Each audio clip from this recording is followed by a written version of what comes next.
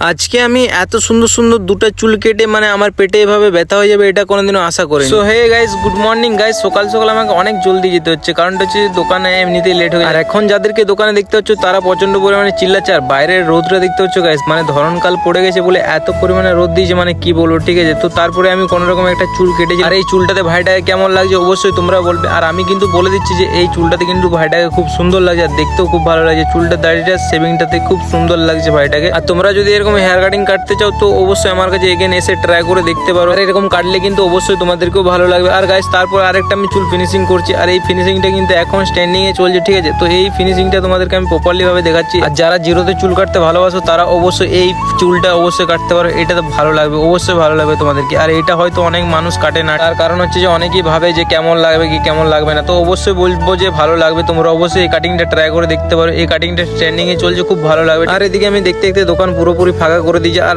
আমার কিন্তু প্রচন্ড পরিমাণে পেটে ব্যথা করছে। কারণটা হচ্ছে যে আমি না খেয়ে আজকে সকাল থেকে কাজ করে দিয়েছি। আর গাইস, এরকমটা কেউ করতে যেও না, না খেয়ে কোনো কাজ করবে না একদমই। ঠিক আছে, যে ভুলটা আমি করছি এই ভুলটা আর জন না কেউ করে। কাস্টমার বসে থাকলে কিন্তু তোমার খেতে মন একদমই যাবে না, তো এটা আমার ভুল বললে চলবে না। ঠিক আছে, আমি ভালোবাসার খাতির এরকম না খেয়ে কেটে দিই। আর কিন্তু প্রচন্ড পরিমাণে আজকে বাইরে রোদ ছিল, আর এখনো কিন্তু সেরকম ভাবে গ্রীষ্মকাল পড়েনি, তা সত্ত্বেও এত রোদ। তো এটাই ভাবছি যে গ্রীষ্মকাল পড়লে কি হবে, মানে আমার তো দোকানে এসি নেই। তো গাইস, আমি এটাই ভাবছি যে কাস্টমারকে কি করে সাপ্লাই দেবো, মানে এখন থেকে যদি এত পরিমাণে গরম থাকে তাহলে কি করে তখন আমি সাপ্লাই দেবো, এটাই ভাবছিলাম। তো তারপরে বাড়ি চলে এসেছিলাম, আর বাড়িতে এসে কিন্তু আমি গান শুনছিলাম টিভির মধ্যে। আর এটা কিন্তু আমার রুম, ঠিক আছে, রুমটা দেখিয়ে দিচ্ছি তোমাদেরকে। আর আমার রুমটা সেরকম ভাবে বাগানো গুছানো নেই, যেটুকু আছে সেটুকুর মধ্যে আমি খুশি। আর গাইস, যদি ভিডিওটা ভালো লাগে তো অবশ্যই একটা লাইক শেয়ার করে দেবে।